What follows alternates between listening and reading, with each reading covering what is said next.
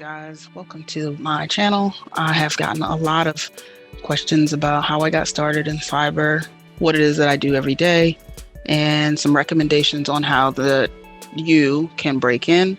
I'm going to start with my story, my background, and we'll go from there.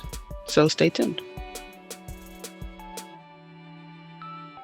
Okay, so let's start with my background. So, recently retired from the Navy. I joined right after high school.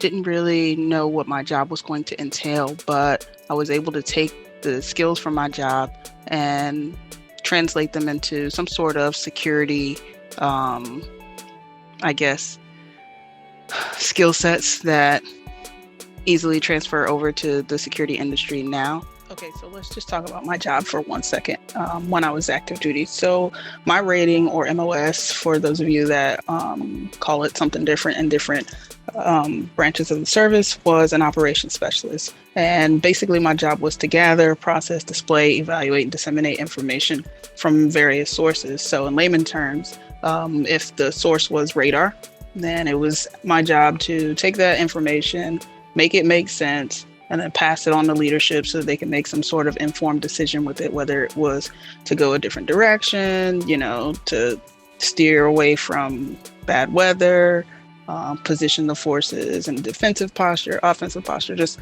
whatever it was my job to make the data make sense. And so that's not far off from a lot of what you do, at least in my job in blue teaming in cyber defense. You get a bunch of information from a bunch of different sources. You have to make it make sense and then make an informed decision to maybe your customer or your leadership about what you need to do to implement changes to protect the company. All right. So that was my job as an operations specialist. For a lot of people, they don't realize that what they do on a regular basis can translate into cybersecurity. What's the next thing I get a lot of questions about? Certificates and a bachelor's degree. So I do not yet have my bachelor's degree.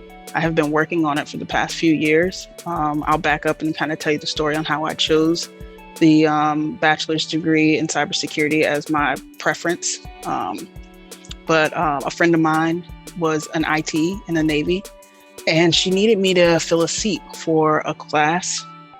That class just happened to be CompTIA Security Plus Bootcamp. So I had no idea what it was, didn't really understand anything about IT, didn't have an IT background at all. And I went to this boot camp, and the boot camp is what exposed me to cybersecurity. So, for a lot of people who say, please don't go and, get this certification if you don't have a background, it can be done. You just have to be determined. So anyway, I go to this week-long boot camp for Security Plus. I test out on Friday, I get my certification, and now I'm blown away by the things that can be done in the IT world. Had no idea this is what I wanted to do. So a year goes by, and she comes back and she has the same dilemma. She needs to send some of her kids or sailors to the school to keep up their CEUs, which is something I didn't know. You had to keep up maintenance on these certifications. And she said that, hey, well, do you want to go? And I said, well, what is this one? And she says, this is Certified Ethical Hacker. And I was like, okay, sounds cool. Didn't know what that was. So same thing happens. I go to this week-long boot camp, except when I test out, I blew it. I failed the exam. I don't know what it was. There are two versions of this test. Well, at the time when I took it, there were two versions. There was the EC Council version, which is what I took and failed twice. And then there is the Pearson VUE administered version, which I blew out of the water. So just if you have an option on which version to take, I recommend Pearson VUE. Anyway, so now I've got Security Plus. A year has gone by and I got CEH. And then I'm like, I think I really want to have a career in IT/cybersecurity.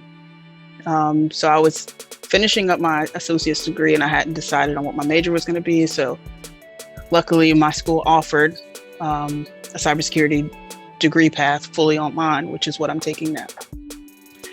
So I switched my degree to cybersecurity, and a lot of the foundational stuff that I didn't know when I was taking Security Plus and CEH were presented in my degree, which I'm thankful for. I'm the type of person that I will go on a tutorial rampage and I won't finish the tutorial. I'll see one, it'll spark an interest, and then I'll jump to another one. So for me, going to school was the way to stay structured. The school does offer very good labs, very, very basic. It gives you the basic structure that you need to kind of build on, hey, this is what happens first, second, third, but I mean, you know your learning style, so take that, as you wish. What else? Okay, so I'm almost finished with the degree. How do I get my first job in cybersecurity? So again, like I said, I just retired after 20 years of active duty. It is a struggle to kind of translate your 20 years of experience into some sort of corporate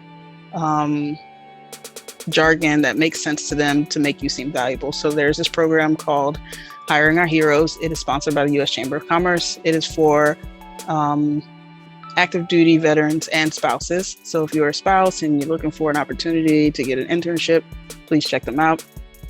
Anyway, I went through the corporate Hiring Our Heroes program. It was a 12-week fellowship. And I mean, the companies that are participating, the list is like endless. I had to rank my top 5 choices. You go through like a week or 2 weeks of interviewing companies. So what happens is the coordinator of Hiring Our Heroes takes your resume, takes your headshot, and he blasts it out to all the companies who are participating in this particular cohort. The companies, they read your resume and they say, you know what, we're interested in this person. So they reach out to you and say, hey, we want to schedule an interview with you. We have an opportunity that we think you'd be a great fit for. And so you get probably 10 companies that are interested. And it's depending on how well written your resume is. They provide services to help you kind of get your resume up to par. I had to narrow down my top 5 companies that I was interviewing with. So I had Wayfair, Verizon, Cox Communication, Liberty Mutual, and VMware.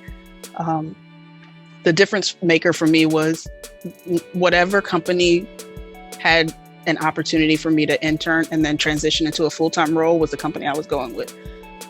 Okay, so how I chose which company was based on the exact opportunity they presented. So VMware did not have any kind of structure. They were just like, you can come in and just peep around literally until you figure out what you want to do, and then maybe we'll see if we've got something for you. I wasn't interested in that. I can't remember the others. I think they wanted me to use a lot of my leadership experience because I had 20 years in the military as more of a project manager, and I didn't want to do that. I really wanted to get into cybersecurity. And honestly, I wasn't even looking or considering Liberty Mutual because I didn't know that as an insurance company, they had any kind of cyber or technical kind of roles. So what I did was I took the interview. They expressed interest in my background based on the way that my resume was crafted and told me, hey, we have an opportunity in cyber defense operations. It's all blue teaming, which was familiar to me from studying. I knew what blue teaming was. I knew what red teaming and purple teaming. And I was like, this is it. This is the opportunity. So the interview with the hiring manager was great. He really just wanted to hear about my experience, what my intentions were, what my goals were. And he was like, if you want this opportunity, we would love to have you.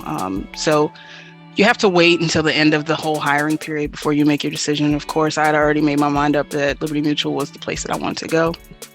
The internship started in May and it was done at the end of July. I had some leave time, some paid time, PTO, for civilian kind of terminology.